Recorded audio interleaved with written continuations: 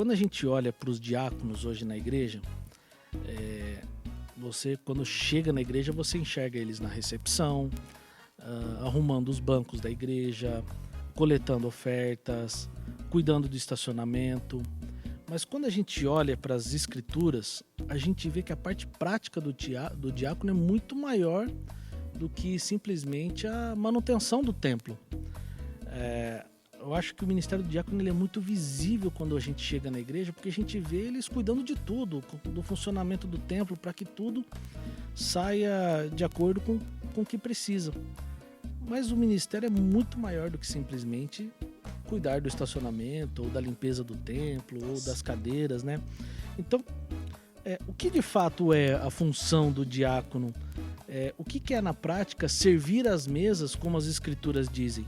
É apenas cuidar do bom funcionamento do templo e da estrutura da igreja? Ou o que mais os diáconos deveriam fazer que transcende a parte do templo? O diaconato é uma entrega. O servir, na verdade, é uma entrega. Né? É uma entrega justamente desse amor de Cristo. O que acontece? O fato de você encontrar um diácono entregando um boletim ali, auxiliando ali na arrumação do templo, ou até mesmo estacionando um carro, ali é só uma parte do serviço do diaconato. Porque eu costumo falar assim, que o diácono, ele é diácono 24 horas. O diácono ele dorme diácono e acorda diácono. Tá? Então, o diaconato ele envolve o olhar pelas pessoas, ao entender das pessoas dentro do templo, a segurança dos membros dentro da igreja. Ele entende-se também no carinho social. Então, quando eu falo carinho social, hoje em dia se fala-se muito sobre o social, né? Mas o carinho social, eu digo que é algo a mais. É você tratar a pessoa um pouco melhor. Aqui na nossa igreja a gente está numa área central. Nessa área central a gente tem muitos moradores de rua. E de domingo vem muitos moradores de rua aqui pedir alimento, pedir a roupa, pedir um cobertor. E isso envolve também o serviço de diaconato. Identificar se a pessoa realmente tem algum problema. É entregar só um cobertor para essa pessoa? Não, tem uma família. A sua família sabe que você está na rua? Você quer que avise alguém? Você precisa de algo para que a gente possa ajudar você a sair dessa situação de rua? Então, assim, não é só o entregar. E aí a gente tem aquele outro lado do diaconato, que é o lado do diácono chato, né? Que ele está cuidando da igreja, a criançada está correndo, a criançada está gritando, você tem que dar uma segurada ali e tudo. Envolve isso, mas eu acredito que a parte do amor, a parte de você dormir e acordar um diácono, ele já se envolve em todas as partes. Por exemplo, eu ando com um cobertor no porta-malas do meu carro. Né?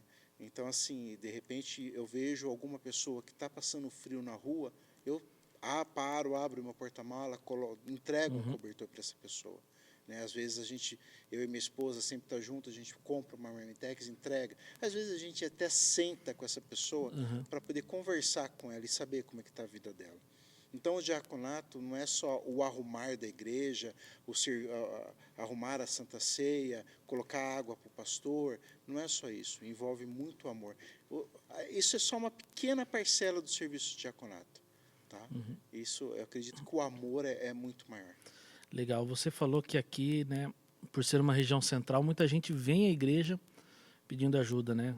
Foi interessante que a gente estava caminhando com o Matheus vindo para cá e eu comentei isso com ele, que por ser uma região central, a Igreja Presbiteriana de Campinas, a central, ela lida muito mais com as realidades da cidade do que qualquer igreja em outro bairro, né? Porque a gente lidar com as realidades mais do bairro, mas aqui é onde passa todo mundo da cidade, todo tipo de gente, né? Então... Na verdade, Daniel, não é todo mundo da cidade, é todo mundo em geral. Porque a gente pega muita gente que vem de outros estados, de outras cidades. A gente vem família, já chegou caso de família, um pai com 2 crianças e uma mãe porque o pai tinha prometido um emprego, né, para ele, e quando ele chegou em Campinas, não era isso. Aham. E ele veio sem nada. Ele Aham. veio na certeza desse emprego, e era uma Aham. mentira que tinham prometido para ele. E Aham. ele já fazia uma semana que ele estava na rua com a família dele. E ele, de repente, ele passou aqui, pediu para beber água, Uhum. e, de repente, no fato dele beber a água, pedir para beber água, começamos a conversar com ele, porque isso que eu Uhum. falei, é perceber o amor, É. né? A gente percebeu que ele estava, que não era normal. E aí a gente conseguiu juntar o dinheiro, comprar a passagem, compramos roupas para as filhinhas dele, tudo, numa época de frio. Aham. Colocamos eles no ônibus e eles voltaram para a cidade de Natal deles. Então, assim, Legal. o que você disse realmente, a gente pega de todo tipo de caso aqui na região central. Legal. E quando a gente olha os diáconos, a gente vê que eles são designados para cuidar de necessidades práticas do corpo, né? Então, enquanto os presbíteros e os pastores estão mais ligados à questão do ensino da palavra, da exortação, do aconselhamento pastoral, os diáconos estão sempre atuando na parte prática, né? Atendimento ao necessitado, cuidando da administração do templo. E às vezes a gente corre o risco de ver essas pessoas como tecnocratas com capacidades especializadas. E eu diria que às vezes a gente enxerga eles como se tivessem pouco conhecimento teológico. A consequência é que a gente passa a ver diáconos como aqueles que fazem coisas e não como pensadores. Quando a gente olha para o texto bíblico, 1 Timóteo 3,9, a gente percebe que os diáconos também são instruídos para conservar o ministério da fé com a consciência limpa, o que requer de nós um profundo entendimento do Evangelho de Jesus. Então, diante desse ensinamento, como é que a gente passa a ser um servidor espiritual e não apenas um ativista? Porque quando a gente faz muitas coisas na prática, a gente anda numa linha muito tênue, né? Que a gente pode passar a ser mais um ativista do que um servidor espiritual. Como é que você lidar com essa tensão? Como ser um servidor espiritual? Na verdade, assim, entra no automático, né? Que É. nem você falou, entra no automático. Né? Você chega aqui, já vai lá, pega uma coisa, faz outra e você acaba desapercebido. O diácono, ele, na verdade, ele tem que tomar atenção na seguinte maneira. Ele tem que estudar a palavra. Uhum. Ele tem que ler a Bíblia, ele tem que participar da escola dominical, ele tem que estar junto com o seu pastor, e aí você se adequar um pouco melhor. Quando eu falo assim, adequar um pouco melhor, é se interessar pelas coisas da igreja. Né? Que nem você disse, eles fazem tudo. Uhum. Né? Que nem você falou, fica acabando sendo uma coisa automática, né? Precisa que leve uma cadeira, chama um diácono, né? E numa parte de um ensinamento, o diácono nunca é lembrado, digamos assim, né? Mas, na verdade, a gente tem vários diáconos, inclusive também dentro da nossa igreja, que eles estão aptos a ensinar, aptos a fazer, a dar cursos, inclusive, a gente vai ter um curso aqui dentro da igreja também, né?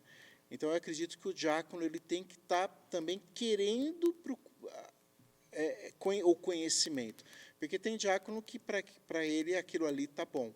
Né? Ele só servir dessa maneira, para ele está bom. Mas eu entendo que o diácono ele não pode só ficar nisso. Ele precisa adquirir o conhecimento, porque já pensou um dia um diácono ser debatido sobre uma questão bíblica com uma outra pessoa? Ele tem que ter o conhecimento, ele tem que saber do que ele vai falar. Então, eu acredito que o diácono, ele estudando a palavra, lendo a Bíblia, e participando da escola dominical, participando dos cursos que são aplicados a ele, eu acredito que ele consiga esse conhecimento. Não sei se ficou bem claro ou não. Não, ficou. Ficou. É que a gente, muitas vezes, olha os diáconos só como dons de fazer coisas, né? Mas há a questão espiritual por trás. E eu acredito que tanto o diácono como qualquer cristão, ele deve estar apto a defender a sua fé. Isso é um trabalho da igreja como um todo, né?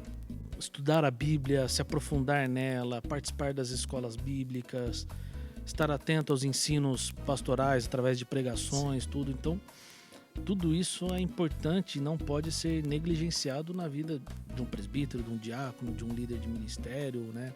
De qualquer área que a gente possa atuar dentro da igreja.